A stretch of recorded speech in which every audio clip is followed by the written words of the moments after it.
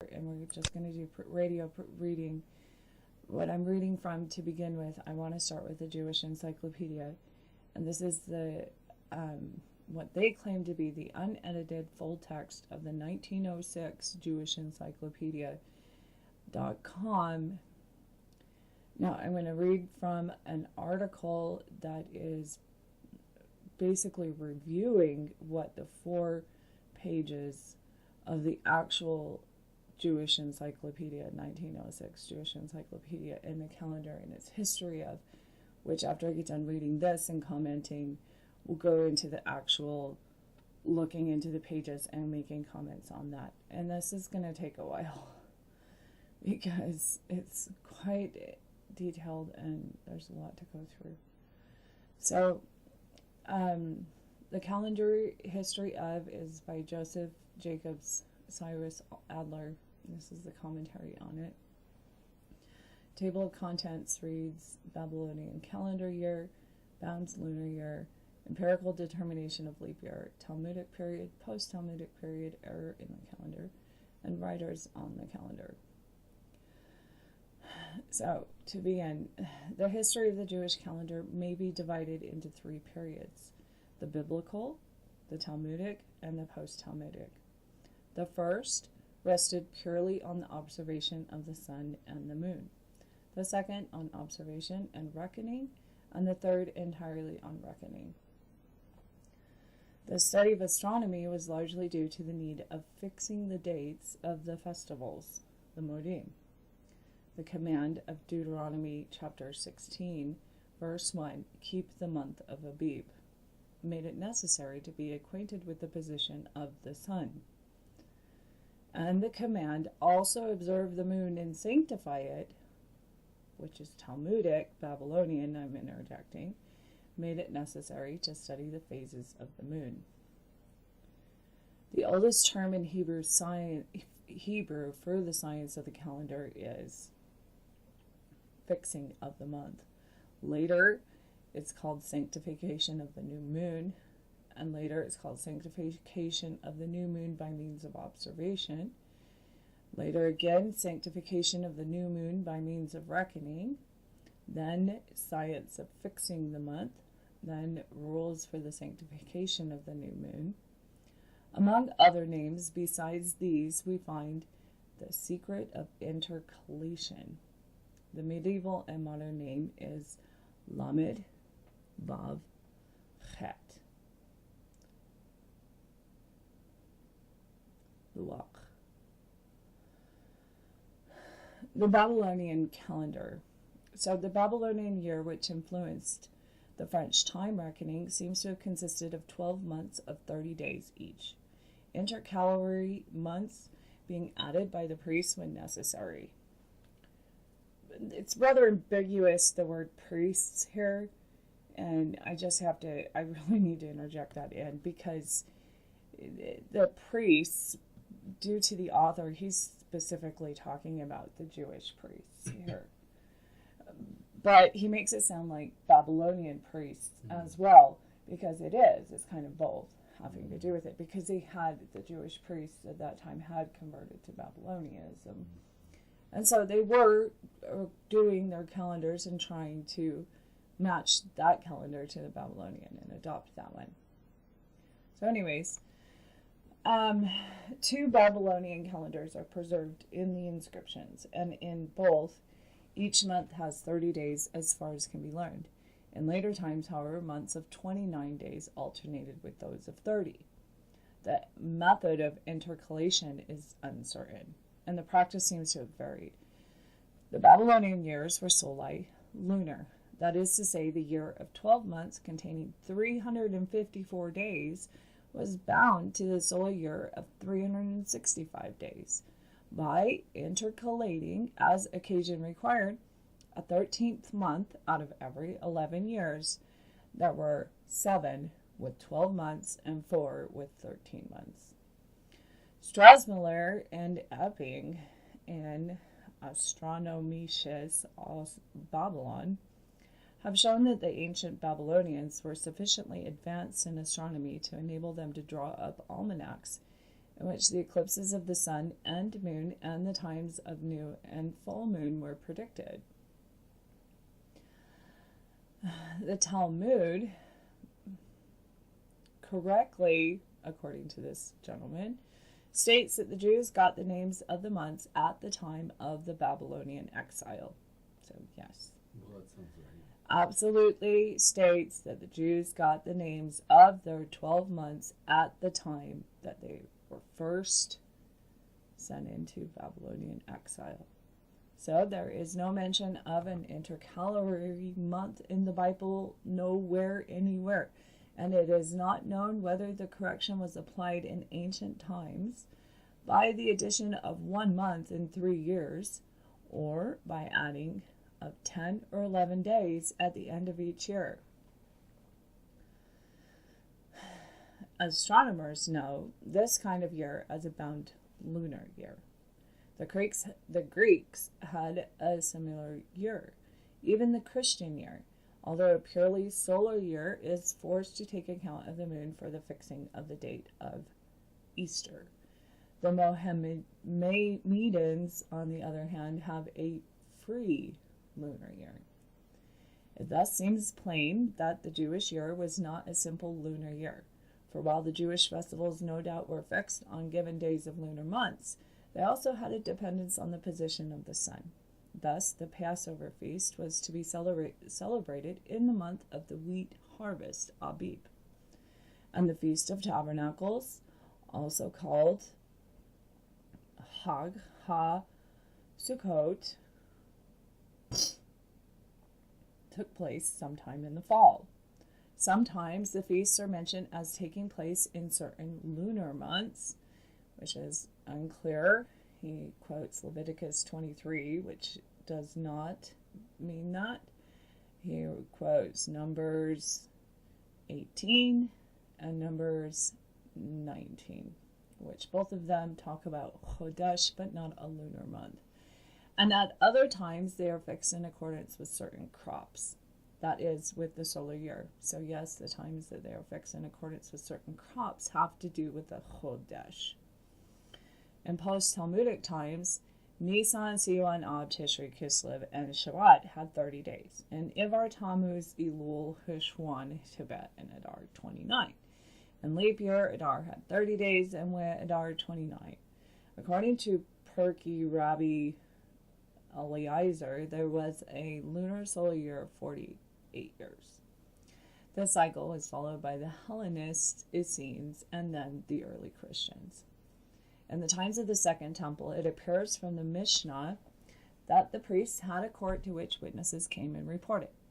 This function was afterward taken over by the civil court. The fixing of the lengths of the months and the intercalation of months was the prerogative of the Sanhedrin, at whose head there was a patriarch or Nun Shin Yod Aleph Nishya. The entire Sanhedrin was not called upon to act in this matter, the decision being left to a special court of 3. The Sanhedrin met on the 29th of each month to await the report of the witnesses for the moon. From before the destruction of the temple, certain rules were in existence. The new moon cannot occur before a lapse of 29.5 days and 2/3 of an hour. If the moon could not be exactly determined, 1 month was to have 30 days and the next 29. The full months were not to be less than 4, nor more than 8, so that the year could not be less than 350 days, nor more than 356. After the destruction of the temple in 70 CE, Yohan ben Zakkai removed the Sanhedrin to Yabneh. To this body he transferred decisions concerning the calendar, which had previously belonged to the patriarch. After this, the witnesses of the new moon came direct to the Sanhedrin. So the empirical determination of leap year. Every 2 or 3 years, as the case might be, an extra month was intercalated. The intercalation seems to have depended on actual calculation of the relative lengths of the solar and lunar years, which were handed down by tradition in the patriarchal family. Moreover, it was possible to judge by the grain harvest if the month of Nisan arrived and the sun was at such a distance from the vernal equinox that it could not reach it by the 16th of the month. Then this month was not called Nisan, but Adar Shani, second. On the evening before the announcement of the intercalation, the Patriarch assembled certain scholars who assisted in the decision. It was then announced to the various Jewish communities by letters. To this epistle was added the reason for the intercalation. A copy of such a letter of Rabban Gamaliel is preserved in the Talmud. The country people and the inhabitants of Babylonia were informed of the beginning of the month by fire signals, which were readily carried from station to station in the mountain country.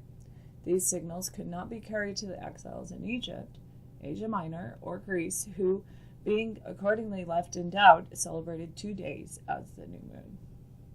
Owing to the weather, it was frequently impossible to observe the new moon. In order to remove any uncertainty with regard to the length of the year on this account, it was ordained that the year should not have less than 4, nor more than 8 full months. After the fixing of the calendar, it was settled that the year should not have less than 5, nor more than 7 full months. Gamaliel used to receive the reports of the witnesses in person and showed them representations of the moon to test their accuracy. On one occasion, he fixed the 1st of Tishri after the testimony of 2 suspected witnesses. The accuracy of the decision was disputed by Rabbi Joshua, who was thereupon commanded by the Patriarch to appear before him, prepared for travel on the day which was, according to Joshua's calculation, the Day of Atonement, an order with which he most reluctantly complied. So, Day of Atonement, rather ambiguous as to which one that means. The Jews are very... Not every Jew, but... Yeah. During the persecution under Hadrian and in the time of his successor Antoninus Pius, the martyr Rabbi Akiba and his pupils attempted to lay down rules for the intercalation of a month. Under the patriarchate of Simon III, from 140 to 163, a great quarrel arose concerning the feast days and the leap year, which threatened to cause a permanent schism between the Babylonian and the Palestinian communities, a result which was only averted by the exercise of much diplomacy. Okay, now we're going to get into the Talmudic period. Under the patriarchate of Rabbi Judah I, surnamed the Holy One, from 163 to 193, so here's where we have the merging of which Baruch prophesied about, of the Pope, essentially the forming of this Roman Pope Empire, which takes over the Samaritan Talmudic temple that has been totally taken over by the Babylons by this point. Time through their manipulation of the calendar. Yes, in 163, 193 is when we see the Talmudic period enter, when we see the Romans enter and take over in relation to the calendar and the timing of festivals and events, etc. So under this one, the Samaritans, in order to confuse the Jews, they set up fire signals at improper times, and thus caused the Jews to fall into error with regard to the day of the new moon. So, accordingly, they abolished the fire signals and employed messengers instead, which that didn't work out very well either. The inhabitants of countries who could not be reached by messengers before the feasts were accordingly in doubt and used to celebrate 2 days of the holidays. But this time, the fixing of the new moon, according to the testimony of witnesses, seems to have lost its importance, and astronomical calculations were in the main relied upon. So, one of the most important figures in the history of the calendar was Samuel, born about 165 and died about 250. Surnamed Yarhinai because of his familiarity with the moon. He was an astronomer, and it was said that he knew the courses of the heavens as well as the streets of his city. Bereshit or Bur 58b. That's where it's from.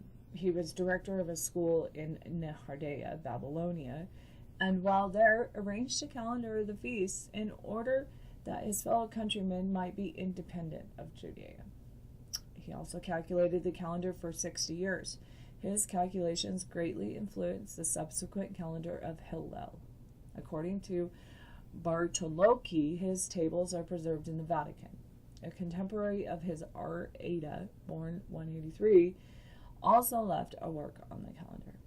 Mar Samuel reckoned the solar year at 365 days and 6 hours, and Rab Ada at 365 days, 5 hours and 55 minutes, and 25/57 seconds. In 325, the Council of Nicaea was held, and by that time the equinox had retrograded to March 21st, approximately. This council made no practical change in the existing civil calendar, but addressed itself to the reform of the church calendar, which was solely lunar on the Jewish system. Great disputes had arisen as to the time of celebrating Easter. Yeah, we go into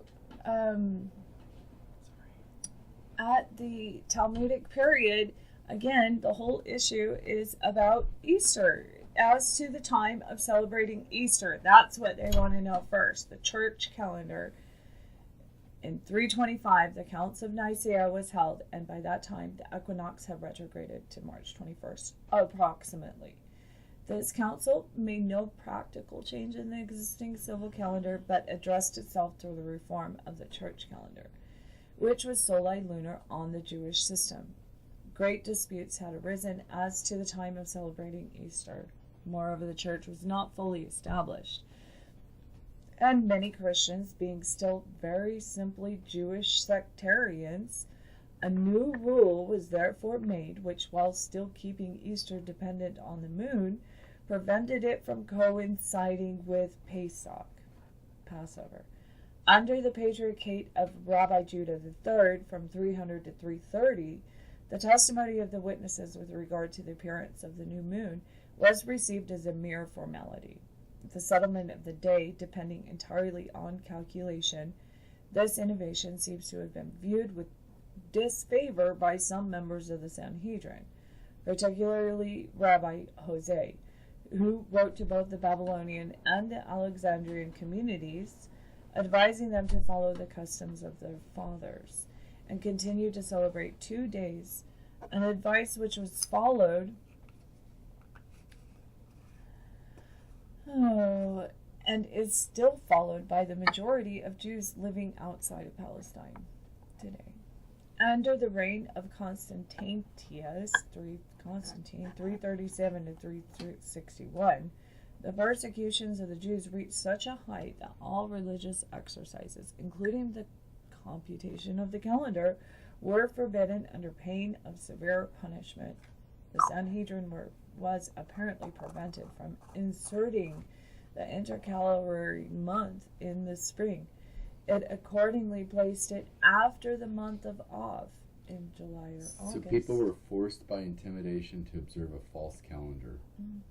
In the time of Constantine, from 337 on. Post the Talmudic period, the persecutions under Constantine finally decided the Patriarch Hillel II, from 330 to 365, to publish rules for the computation of the calendar, which had hitherto been regarded as a secret science. Secret science!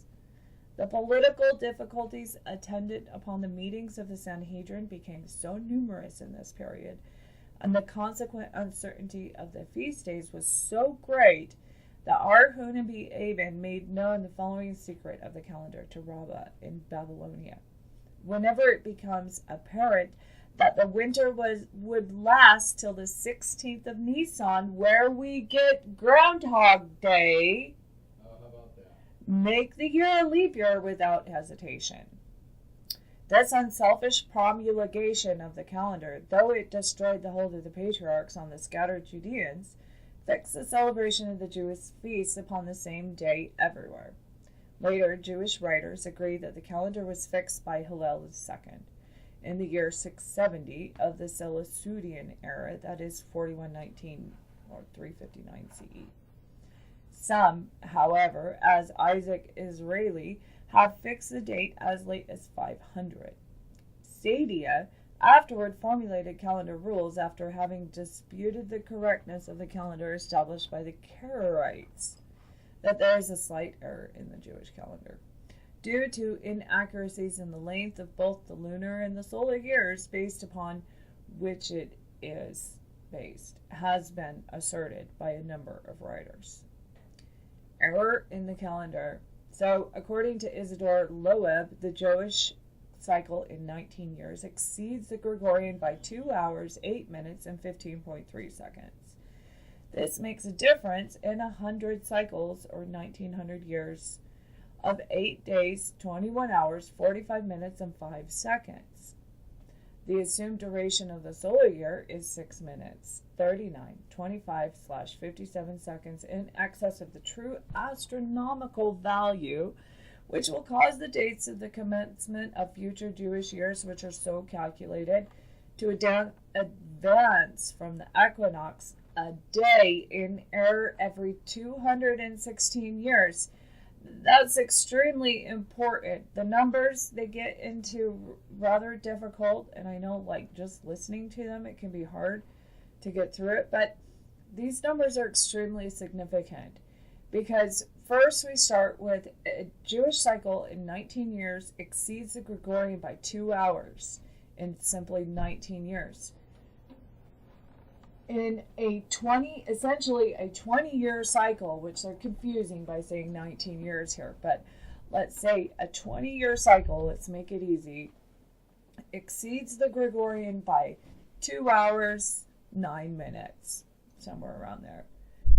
In 1900 years, and this makes a difference for 100 cycles. See, they use the word cycle, 100 cycles is equal to 1900 years, and that will mark off the Gregorian calendar a total of 8 days, 21 hours, 45 minutes, and 5 seconds. Essentially, 9 days. So, and not only that, but your Gregorian calendar every 216 years, you are going to have a calculation of future Jewish years to advance an entire day in error for the equinox. So they make a whole bunch of calculations. So the following calculations of the differences between the Jewish and Gregorian lengths of the year and month was privately made for the writer by Professor William Harkness, formerly astronomical director of the U.S. Naval Observatory at Washington. Ring, ring, ring, ring, sirens, alarms. Be very careful about these numbers because they're wrong. 1 year equals 365 days, 0.05 hours. 997, 12/19 halakim, or 365 days, 0.05 hours, 55 minutes, 25.4, 439 seconds, 48 minutes, 46.069 seconds, true value, 29 days, 12 hours, 793 halakim, 235 equals 69, 39 days, 16 hours, 595 halakim equals 19 years, 29 days, 12 hours, 44 minutes, 3 1/3 seconds, true value equals 29 days, 12 hours, 44 minutes, 02.841 seconds. And if you read Navy language, then you can interpret that. Guess what? I do. Yours truly. Hallelujah. According to these calculations, the Jewish year exceeds the Gregorian by 6 minutes, 39.37 seconds, and the Jewish month by 492 seconds. Insignificant as these differences may appear, they will cause a considerable divergence in the relations between Nisan and spring as time goes on, and may require a pan-Judaic synod to adjust. So a pan-Judaic synod is what just happened with the World Magnetic Observatory of the United States naval operations in conjunction with the United Nations, who released a world magnetic change. That is what that was, a pan-Judaic synod to adjust everyone's calendar. That this moment had taken place, adjust. Here we go. Here's the one we know we can start over now. That's what that was. So, then it goes into writers on the calendar and a bunch of names. That was really profound what happened with the magnetic pole shifting and finally being set. Yep. So that in conjunction with, let's go next to the actual Jewish encyclopedia, which this, now that you've got a base history of all of that we just talked about, which is a lot to get into your head. It's a lot of numbers, it's a lot of confusion. It's specifically written to confuse you. Well, it covers a lot of very good information that confirms very important. Exactly, it does. It covers a lot of very important information. Number one, it shows you that to begin with, we could even just build the calendar off of the command of Deuteronomy chapter 16, verse 1. We could do it all off of Deuteronomy chapter 16, verse 1. It says it in their little secrets, in their little ways of talking, in their little ways of hiding things in plain sight, which they absolutely do. We can find Deuteronomy chapter 16, verse 1. And let's see where they are actually referring to. Guard at the month of Aviv and keep the Pesach unto Yahuwah Eloheka. For in the month of Aviv, Yahuwah Eloheka brought you forth out of Mitzrayim by night. CxoDeSh, not mine. So, I am totally setting forth that there absolutely is a first calendar that you can build and know completely off of only Deuteronomy chapter 16, verse 1. And yes, absolutely, the rest of Torah backs it up. But according to what they say on their own ways, that the first calendar was based off Deuteronomy 16:1, keep the month of Abib. When you see the whole cycles, and that the CxoDeSh cycle is based off of the month of Abib, absolutely you can build it off of only the month of Abib. It's simple. It's Abba's calendar. Well, it's quite simple. And man's calendar can't make sense of anything. Well, you'll clarify Abib and the whole idea of CxoDeSh. Yeah. So, not to get off track there, but that's absolutely Deuteronomy chapter 16 is one place you can find the Moedim. Very good. Another place, the one I prefer, is the one he quotes later on, which is Numbers chapter 23. I think Leviticus 23. I always get those, sorry. Leviticus 23, I think, is the most simple. I think it's the most clearly understood way to describe the calendar and how to keep the month of Abib and the 7 Moedim and what they are. But first, let's go into the Jewish Encyclopedia some more, because there's more things hidden in here if you take the time to look, and it's totally worth it. So to begin, we're going to start here. There is actually a split page, and I want to continue on. This is a reason why Jewish did this. There's a reason why it's on the same page, Caleb in the calendar. So, blank, set from the wilderness to spy out Canaan. He and Joshua alone brought back an encouraging report, and in consequence were the only ones of all that came out of Mitzrayim, Egypt, who was permitted to survive and enter Canaan. After the conquest, he was given Hebron, where the springs of Hebron are, the gushing springs of Hebron, the place where Bethlehem is, and the region around it. In the conquest of this territory, he offered the hand of Aksa, his daughter to the man who would capture Hebron for him.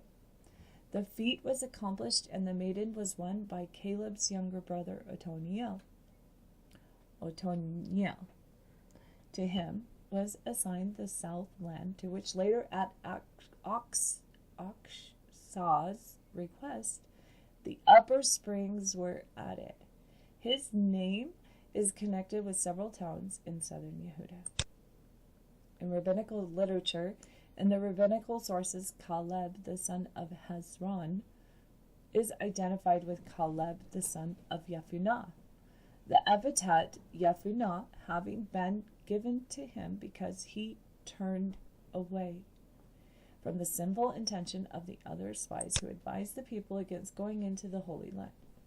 Caleb is also called Ashur because his face became black from much fasting, and father of Tekoa because he fastened his heart upon Yah.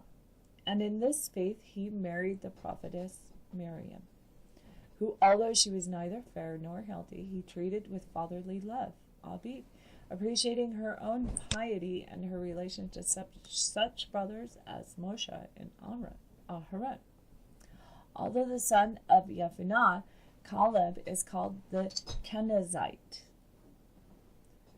because Kenaz, the father of Othniel, was his stepfather. Othniel, thus being in fact Iris' half-brother, where the name of Azubah's children are applied to Caleb in Haggidic fashion. That means in Haggidic fashion, which means they're assigned their names according to prophecy. When Caleb came to Palestine as one of the spies, he visited the graves of the patriarchs in Hebron and prayed for their help against the sinful intention of his colleagues. It was also he alone who insisted that the spies would take some of the fruits of the country with them in order to convince the people of the extraordinary fertility of Palestine. As they did not wish to do this, Caleb drew his sword and said, "If you will not take any fruit with you, then either my life or yours." Caleb draws his sword and he says, "If you will not take any fruit with you, then either my life or yours." So, thoroughly realizing the evil intention of the spies, and knowing that it was useless to attempt to dissuade them, he did not betray his plan to them, but acted as if he agreed with them. But when the spies began to incite the people against Moshe, and hissed Yahusha, who attempted to act as Shalom, Caleb, when they had brought to be on their side, rose and said, "This is not the only thing the son of Amram has done for us." Here, all the ringleaders were silent. "He has taken us out of Egypt. He has divided the sea for us, and he has fed us with manna. Now, therefore, if he were to command us to make ladders and scale the heavens, we should obey him. Let us go up at once and take possession." So when the country was divided, Caleb and Joshua received the portions that had been intended for the other spies. Caleb was the father of Hur, from his second wife Ephrath, and therefore the progenitor of the Davidic house, the Ephrathite. So the critical view of this is rather sad. Says the eponymous ancestor of the clan of Calebites. Since Caleb signifies dog, it has been thought that the dog was the totem of the clan. Modern criticism finds several different strata to this material, representing different points of view. The oldest writer calls himself simply Caleb and Joshua, and Judges 1 connects him with the expulsion of the sons of Anak from Hebron, and with the gift of Oxsaw and of certain lands to Othniel. D and P call him Caleb, the son of Yefunah, and make him one of the 12 spies. In the original form of the story, he alone brought back the favorable report, and so of all that came out of Egypt, he alone entered Canaan. So the critical view, kind of, whatever. The critical view. So the Calebites, a branch of the Edomite clan of Kenaz, compared with Judges 1 and 12 with Genesis, 36, verses 11, 15, and 42. That before the Israelitish conquest had migrated to southern Yehuda and settled in the vicinity of Hebron, they appear to have entered the country from the south, and to have been friendly to the Hebrews, from which fact perhaps arose the story of Caleb's favorable report. As one of the 12 spies, they were afterward absorbed in the tribe of Yehuda. This union had not fully taken place at the time of David's career as an outlaw, and the narratives in Joshua 15 and Judges chapter 1 were composed to establish the claim of certain Calebite clans to particular localities. It appears from 1 Chronicles chapter 2 that the pre-exilian territory of the Calebites included Ziph and Mareshah and other towns in the extreme south of Yehuda, while another lists in the same chapter by representing certain personified towns as sons of Caleb's concubines, among which is Bethlehem, indicates that after the exile the clan was pushed farther north, and this was doubtless due to the occupation of the south by Edomites.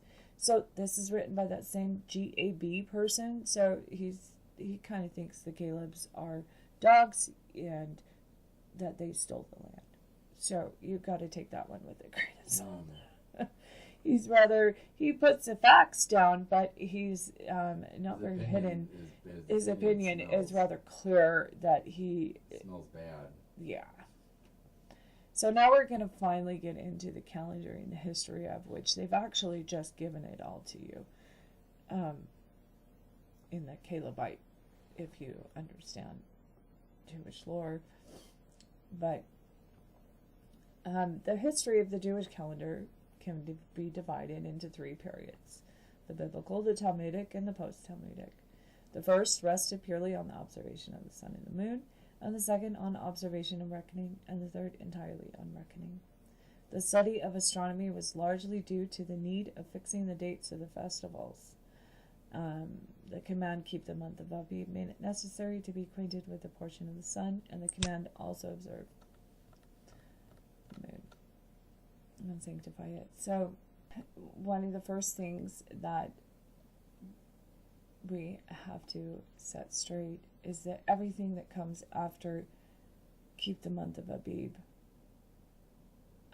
is pretty much false. We've got to lay that foundation.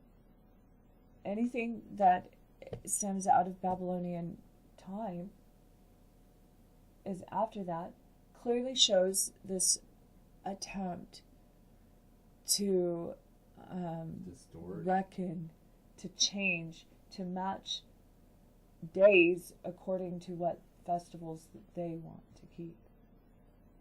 And it absolutely revolves around this hidden mystery of what was it before a 30-day month then? What did we do before then that people didn't count 30 days? What did they count? How could they have counted? What would they have used to begin with to determine their first day of the year and their last day of the year? And what is the key that's causing all these problems between both calendars? Why won't they line up? Well, clearly it's because one is at 354 point 100 million different fractions and decimals bound to a moon, and we've got to add months and days and everything else in order to match a 365-day year. They're all trying to match a 365-day year and divide it into 30, divided into 12, sometimes 13. But nowhere in Scripture does it say to do that. It only says keep the month of Abib. So what's in the month of Abib? And when do we start? Well, obviously we start when the day is day 1. The equinox, at the time when it's split, at the time when it's marked, and we know this is the day. Well, this is day 1. I would like to say that I think it's good to just clarify when you say month, because we really need to moving forward, we really need to distinguish the difference between CxoDeSh and month, because I think a lot of people who hear the word month go automatically to some sort of like a 12-month calendar in their head, whether Jewish or Catholic. Let's look at the Feast of Yahweh. First, we're commanded to keep the Shabbat. So first 6 days you work, but the 7th day is Shabbat of rest, Kadosh assembly, and you should do no work. It is the Shabbat of Yahweh in all your dwellings. So these are the feasts of Yahweh, even holy assemblies, which you should proclaim in their appointed times. On the 14th day of the first month of Abib, at evening time, at Erev, is Yahweh's Pesach. Okay, so we need to mark that from the first seventh day is the Shabbat, a rest. On the 7th days from the first 7 days, we're at the 14th day. 7 plus 7 is 14 days. That means this is a Shabbat. The 14th day of the first month is a Shabbat. 7 days to begin. Add 7 days makes Pesach a Shabbat. There's a reason why I'm getting so intense about that. This is getting rather ridiculous. It is pretty simple to see 7 plus 7 equals Shabbat. And that no other day should ever be anything but Pesach on the 2nd, 7th of Abib. 14th at evening is Yahweh's Pesach. The 15th day of the same month, the Abib, the very next day, is the Feast of Matzah, Unleavened Bread, to begin the first day. And it is the Feast of Matzah unto Yahweh. And this feast is 7 days to complete. So at the end of that 7th day is the 21st day of the month. Shabbat. Of CxoDeSh ABIYB. Of CxoDeSh ABIYB. On the first day you have a Kadosh assembly, and you shall do no servile work therein, but you shall offer an offering made by fire unto Yahweh for 7 days. In the 7th day it is a Kadosh assembly. You shall do no servile work therein as well, because it is Shabbat. On the 21st day of Abib. And Yahweh spoke unto Moshe, saying, Speak unto the children of Yasharel, and say unto them, When you are come into the land which I give unto you, and shall reap at the harvest thereof, then you shall bring at a sheaf of the first fruits of your harvest unto the priest. And he shall wave at the sheaf before Yahweh to be accepted for you. On the morrow after the Shabbat, the priest shall wave it. On the 22nd day after the 21st Shabbat after the 21st day, the 3rd Shabbat of Abib, on the first day, on the morrow after the Shabbat is the 22nd day, ye shall offer the wave of first fruits. Ye shall wave at the sheaf, and a helam without blemish for the first year ye shall offer for a burnt offering unto Yahweh. And the meat offering thereof shall be 2/10 deals of the fine flour mingled with oil, an offering made by fire unto Yahweh for a sweet savor. And the drink offering thereof shall be of wine, and the 4th part of a hin. And ye shall eat neither bread, nor parched grain, nor green ears, until the same day that ye have brought at an offering unto your Elohim. It shall be a statute forever throughout your generations in all of your dwellings.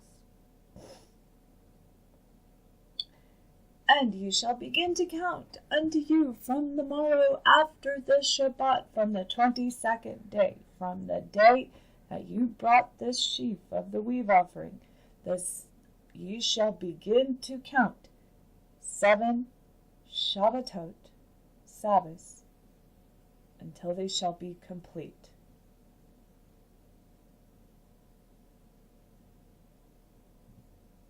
From the 22nd day, from the day that you brought the sheaf of the wave offering, ye shall count 7 Shabbatot, Sabbaths, and they shall be complete. That's 7 cycles of 7.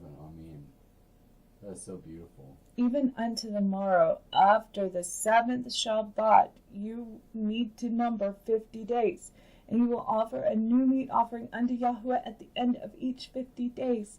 And you shall bring out of your habitations 2 wave loaves of 2 tenth deals. That's the calendar. And they shall be of fine flour. That's the calendar. And they shall be taken with leaven, for they are the first fruits unto Yahweh.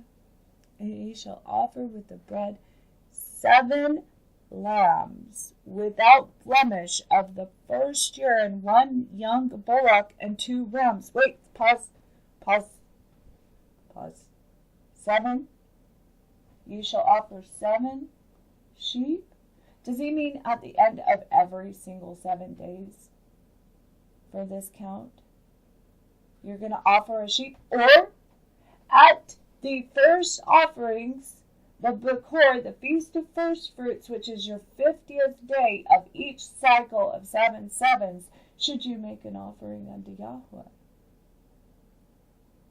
That is a lamb without blemish, 1 time every 50 days, for your remembrance of Bechor, your first fruits. And begin your cycle anew on the 50th day, to count out again 7 perfect Shabbatots 7 times. We're done. We did the year. We did the calendar. It's right there. So let's get into more about these feast days, right? Which ones are the Moedim? How do we get to the Moedim then? So we've got 7 lambs without blemish that need to be offered at the end of each Bechor, which absolutely clearly delineates that he is our Pesach lamb, and he continues to stand in Bechor every 50 days for us. And that there's a festival where we can meet with Yahusha, our Pesach lamb, every 50 days. Not once a year, just once a year at Pesach, but we also get every 50 days, and we also get the last one, which is Sukkot, the wedding feast, when all this is preparing for the 7th of the 7 cycles. Right? So it goes into sacrificing a kid goat for a sin offering, 2 lambs of the first year for a sacrifice of shalom. And the priest shall wave them with the bread of the first fruits for a wave offering before Yahweh with the 2 lambs. And they shall be kadosh to Yahweh for the priest. And you shall proclaim on the self-same day, which self-same day? Every self-same day of the end of the 50 days, every 7 Shabbat, you shall number 50 days at the end. This self-same day of the 50th day, the first of first fruits, this feast day that you're all counting to, you should be having a Kadosh assembly. There's another 7 feast days right there. On 7 Bechor, actually 8 Bechor. 8 Bechor, because we have the Bechor of ABIYB and the Bechor of the first day of the year, the Rosh CxoDeSh. So there's 8. But it should be a statute forever in all of your dwellings throughout your generations. And when you reap at the harvest of your land, you shall not make clean riddance of the corners of your field. When you reap, neither shall you gather any gleaning of your harvest, and ye shall leave them unto the poor and to the stranger. I am Yahweh Elohim. So because in the Feast of Weeks, he has just finished the whole year and counted to you exactly your all of your Moedim, everything, now he's going to show you, once you're done with this, now he's going to talk about what is the 7th cycle. What happens in the 7th cycle? Now we've done all the way up to 6 cycles now, and ABIYB. Yeah, we did ABIYB, and then we did 7 Sabbatot. We know we're supposed to do 7 Omers now. 7 Shabbatot. Shabbatot. Okay, 7 7/7. After the 7th Shabbatot, shall you number another 50 days, and you shall offer a new meat offering unto Yahweh again and again. So, after 22 days, the first day is the first day of the count of Omer, the 22nd day, which is Bekor, which is the first of feast fruits.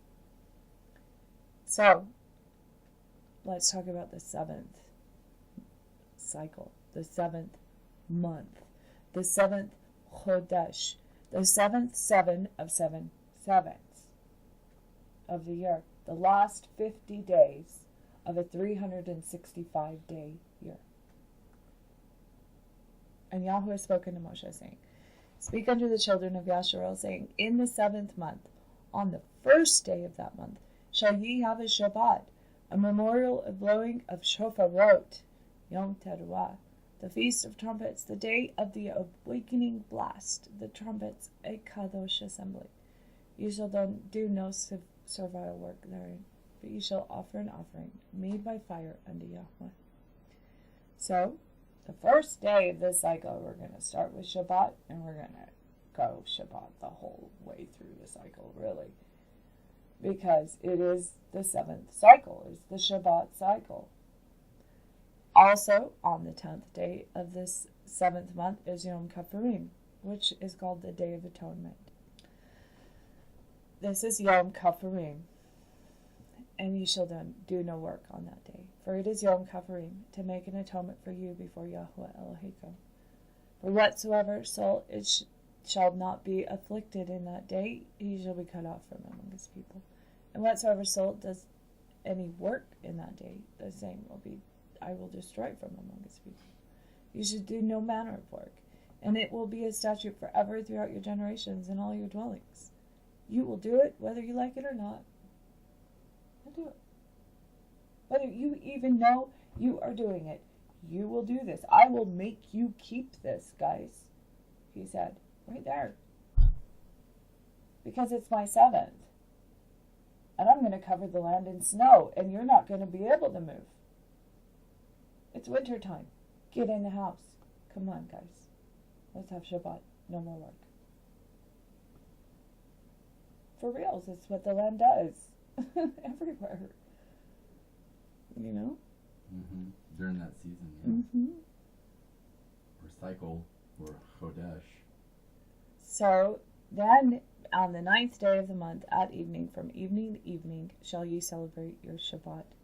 So, from the 9th day of the month, at the evening, from evening until evening, shall ye celebrate your Shabbat. Why? Why does he say 9th day and 10th day here? There's a reason. There's a really, really good reason, but until you count your days according to Aleph Bet, you'll never see it. You'll never understand why he put the 9th day and the 10th day right there in the 7th cycle to be Yom Kippurim, the day Noah entered into the ark and was covered and shut the door.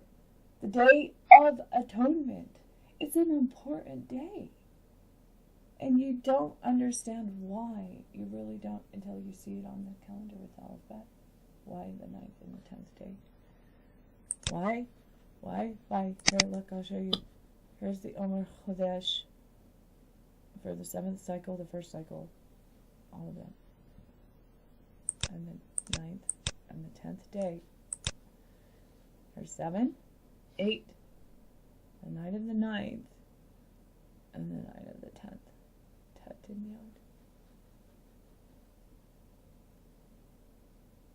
Nope, you don't see why. Because it's... Well, you have the potter's wheel, or you have the idea of a forming of something, like, I know a snake is also applied to that, isn't it? Yeah. And then Yod is obviously applied to the idea of the Father's hand, 100%, 360 degrees, 365, perfect, 100%, absolutely perfect is what Tet and Yod means together. Oh, okay. The molder's hand, the one who did it all, Yeah, the one who created it all, he has covered it, he will protect you, he has made this, he has done this, this is my Day of Atonement, he said. Yeah. It's beautiful. It is. And you won't ever see it unless you put all of that to the days. And same with Pesach, and why Eric was started to see why there's a Mishkan pattern, why there's certain letters that relate to the Mishkan and to the feast days and the Moedim, because they absolutely relate to the letters. You have to do it that way. And why in your first Abib, where it's all set up, CxoDeSh ABIYB, the first cycle. the Abib Hodesh, where you begin your count of 22 days to start the year. And every Shabbat's a Moedim. It's beautiful. And then Every Shabbat. is the beginning of the counting of the Omer. And here's your beginning of the count of the Omer. And we get our noon Psalmic day right here to begin. He's like, right off, I'm not even going to make you have to wait for this one. Your first one is Shabbat. Your second one, double Shabbat. Let's do noon Psalmic. Let's add some rings to your life. Here you go. New life right now. Now, unleavened bread. Remember, these are my priest days. These are my kadoshim.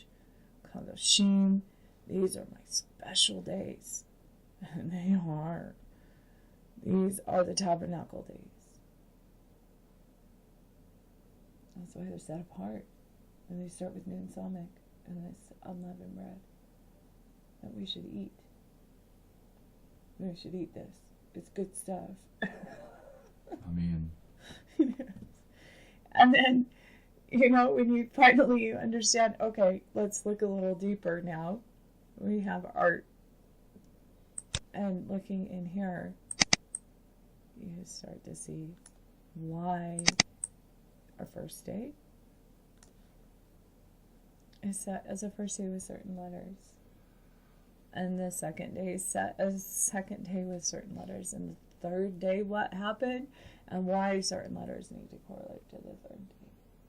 And why certain letters need to correlate to the fourth day, because there's our Sadiq right there. Sadika. He's right there. Yeah. Plain view. Sadika.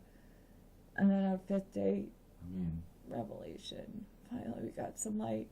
We can see our shepherd. We can see he's coming to reap. And we got some more light. There's our shepherd again, and he's going to reap us again. Hallelujah. He's going to give us some more light. Oh, God. We get to do this again and again and again and again and again. And it never changes. You never have to worry about what day you're on. You never have to consider a Roman calendrical computation of ways or days. All you need is a stick and your aleph bet.